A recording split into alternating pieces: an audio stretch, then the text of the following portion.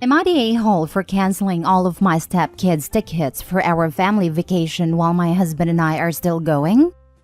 Buckle in, it's gonna be a long ride. My 48 husband, Randall, 50, have been together for 14 years. Randall has 4 children, 2 sons, Kyle, 26, Alex, 24, and 2 daughters, Savannah, 21, and Cassandra, 20. It's important that y'all know, as we get into this, that the oldest and the youngest are not his, biologically, but he's raised them as if they were. When Randall and I first got together, 3 of his children were in elementary school, and the oldest was in the middle school. They really didn't take to me at first, as they wanted their parents to be together like any child would. I completely understood, and I gave them plenty of time to spend with her father when we were with them. I'd busy myself with shopping or visiting my own family. Eventually, we bonded and began spending time together. I do birthdays and holidays big for them and got to where we go and do things on our own when my husband had to work, and he's always worked a lot. Here's my issue. Over the last several years now, they've adopted this sense of entitlement towards us, but mainly their father. When we go into town to visit, we live 5 hours away. They'll rarely make the effort to spend any time with us. So, we typically end up doing things on our own and then coming back home. Lately, we are of the mindset that we shouldn't have to drop everything and come to them every time anymore. Especially when we know that most times, they're not gonna show up. And they're adults. If they want to see us, they can make a trip to where we live. These days, their phone calls consist of asking for money for gas, groceries, to hang out with friends, or to help fund their trips with their mom. Randall used to send money for everything they would ask for, but has now begun to say no and to really put his foot down. He's told them that they need to work for the things that they want, and that everything is not always going to be handed to them. Anytime he says no or that we can't help right now, it's the silent treatment for weeks and sometimes months. We're coming to the part where I'm questioning myself and my decision to cancel their vacation. Early fall 2022, Kyle told us that he and his girlfriend were expecting a baby. We didn't even know he had a girlfriend, but that he doesn't think he wants Randall to be part of the baby's life because he isn't Kyle's biological father. This man raised this boy from 8 months old and did everything that a father should do, but he's not good enough to be grandpa? But he said he'd let us know. So we proceeded through birthdays and the holidays, and of course I went all out as per usual. Now, right after the new year, I received a phone call from Kyle asking if Dad and I could help fund their baby shower. It would go towards food, decorations, and the venue. I said yes, and I went ahead and sent him the money, and he told me that in a week or so, he'd give me all the details of the baby shower and to expect the invitation in the mail. About an hour later, Randall calls me and says that Kyle called and asked him if we could help fund their baby shower, and Randall sent him money too. Randall was furious that it took us both for money, but he left it alone and we didn't hear from any of the kids after that. Mid-March comes along and we're visiting with my husband's family when his sister-in-law asked why we didn't go to the baby shower the previous weekend. Because we didn't know about it. We were stunned to say the least. Then his sister-in-law dropped another bomb on us. The baby was born the day before the shower. Come to find out, all 4 kids and their mother agreed to not invite us to the baby shower or to even let us know that the baby was born. They needed just the money. To say that I was livid would be an understatement. So I sent Kyle a message a couple of days later and told him that it's one thing to not invite us to the shower, but to not let us know about the baby was heartbreaking. I told him that I hoped they'd had a great time and that they were gifted everything that they needed. I congratulated him on the birth of his son and that I hoped he's healthy and adored. My husband sent a similar message. We've yet to hear back from him and we're headed into mid-June. So, after the conversation between myself and my husband, and the fact that I paid for the entire trip on my own, we decided to cancel their tickets for what was supposed to be our family vacation. I got a partial refund for some of the reservations that I had made, but that's okay. I'll take the loss. Last week, we got a call from the other 3 asking what dates they needed to plan for and what they should pack. And I let them know that I canceled their tickets, so they didn't need to worry about it after all. They were angry and had some choice words. I honestly feel like it's the best decision we could have made, but am I the a-hole? Now for the top comments. You're not telling us the whole story. Why has every one of the kids gone low contact with their dad? We've both bent over backwards for all of these kids. My husband got both of his sons jobs with his employer at different times, and they came to stay with us. We provided everything that they needed, food, housing, etc. Neither lasted much more than a month. They missed their friends and the fun they were having, so they left. No notices. We told them that they'd have to figure their lives out as they're adults, and we told them that we wouldn't be sending money as often anymore. Recently, the older daughter asked us to buy her a new car because she treated the first car we bought her terribly and is no longer in great running condition. That should make the car payments. But she doesn't work and doesn't plan on it.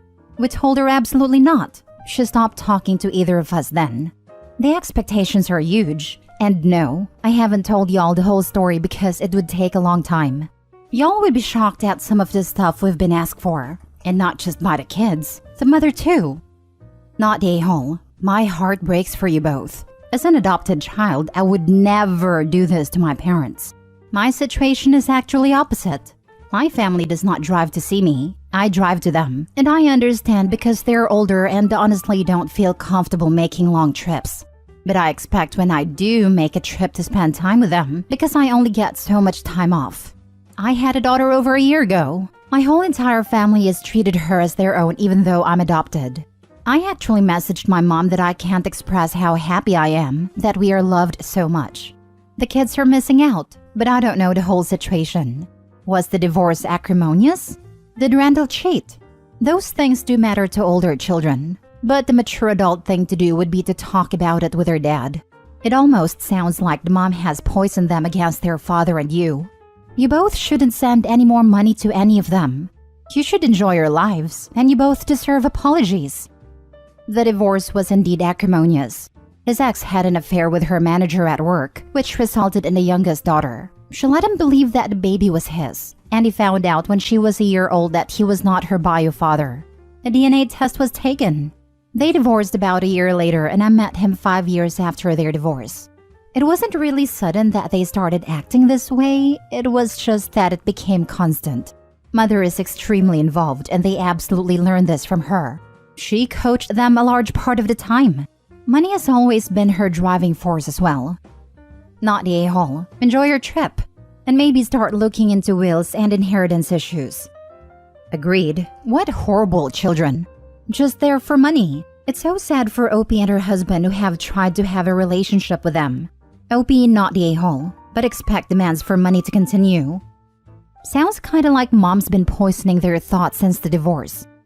My thoughts exactly. Betcha she's embedded the money grubbing from her ex to her children. Like what the heck? They funded vacations for them and their mom. I would have bailed before that. Next story. Am I the a-hole for canceling my birthday trip after my sister invited the kids?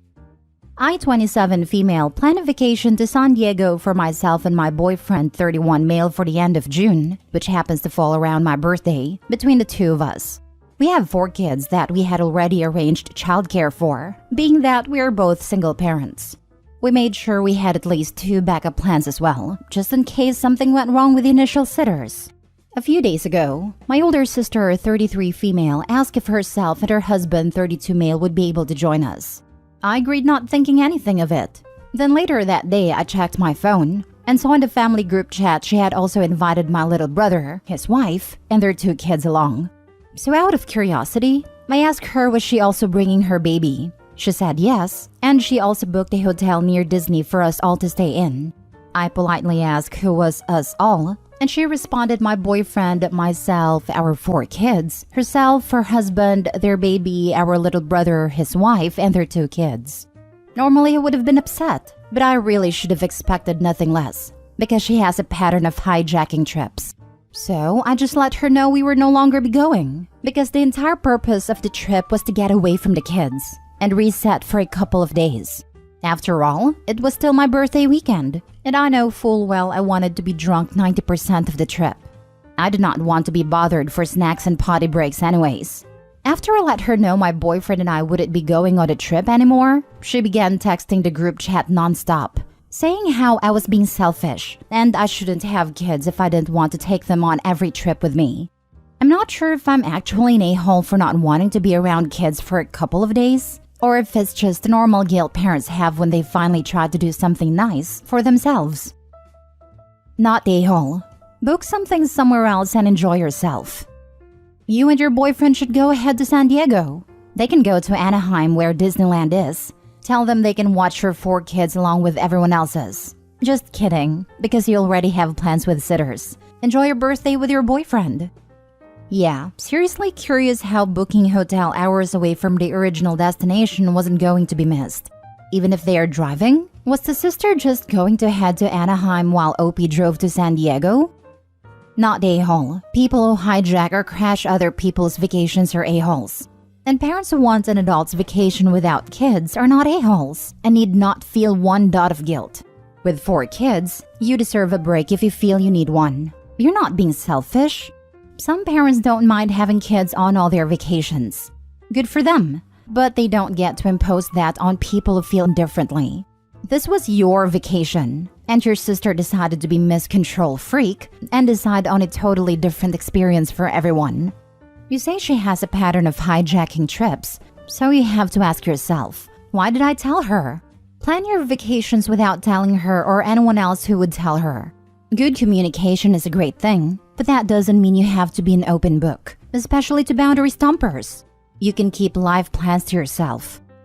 My parents took a vacation every year without us. I never even questioned that they should be able to do this. I understood why at a very early age. To be honest, we kind of liked the vacation from them too. My parents did the same. Long weekend away with a big group of friends every year. Nana would come hang out with us for the weekend, and we had a blast. I mean, she taught us to play poker and make ravioli and bolognese.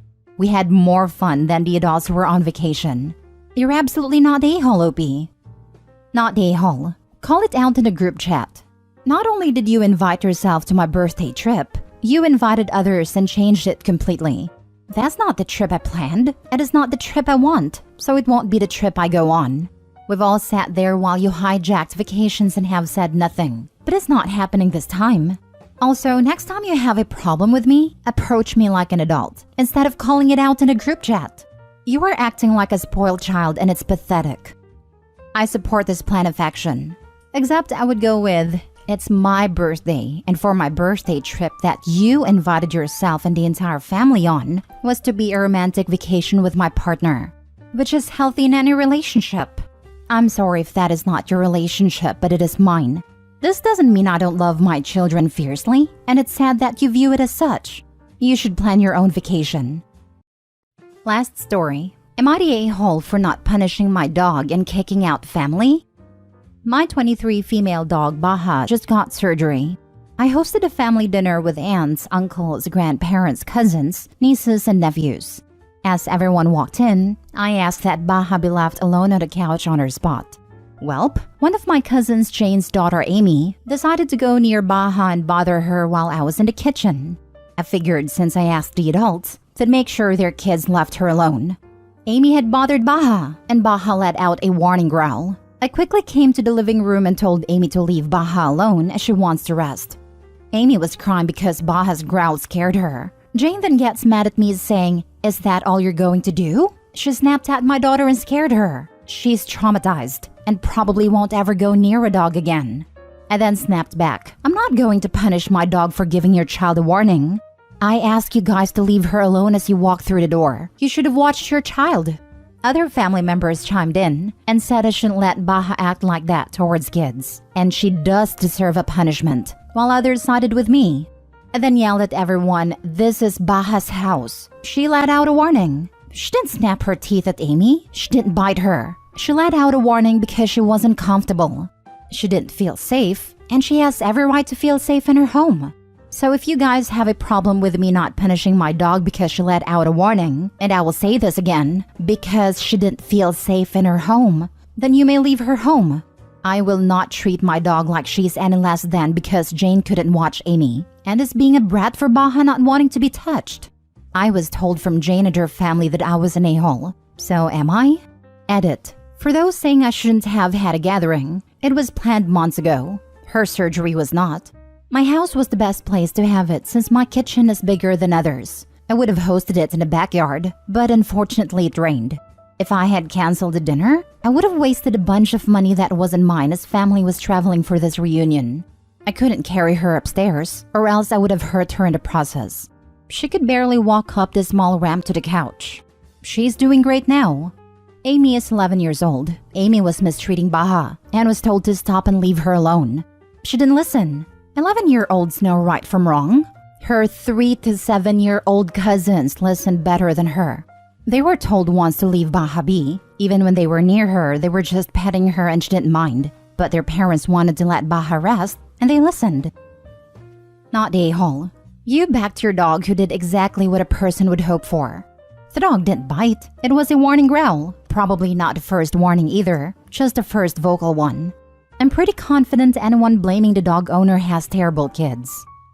So much this. The dog showed restraint by not biting and communicated in the only way dogs can. And what the heck do the family mean punish the dog? Like, how do they want her to punish Baha? And it's even more outrageous that they want her to punish an animal who just had surgery and basically said, "Leave me alone, I don't feel well." The family members who are not on OP's side are wild. Also, definitely not the a-hole. If you disrespect my dogs in their own home, their own safe space where they can relax, you can GTFO immediately. I actually stopped seeing a woman once because she didn't really like dogs, and she told off my lurcher for coming for a hello sniff. And poor Mabel went to the other sofa and had her ears back with her sad face because she didn't understand what she had done wrong. Broke my heart, and that was an immediate end to that relationship. I don't understand adults that do this. We have a bunch of nieces and nephews and some younger siblings that spend time at my house, and all of them know that this is the dog and cat's house. And if you can't be nice, you can't spend time here. All the kids get it. Why can't adults? Not a-hole. Never ever punish a dog for a warning growl, because the next time they will skip the growl and go straight to bite. Growl is the last step on the ladder before bite. There are many steps before that, but most kids, unless taught, won't understand them. Like lip licking, ears back, tail tucked, whale eyes, etc. This is what I came here to comment on. If you punish a dog for warning growls, you are potentially training them to skip growling and bite. It may have been better to put the dog in another room where you knew she wouldn't be bothered, but I can also understand why you'd want to be able to keep an eye on her, post-surgery and all. But still not the a-hole.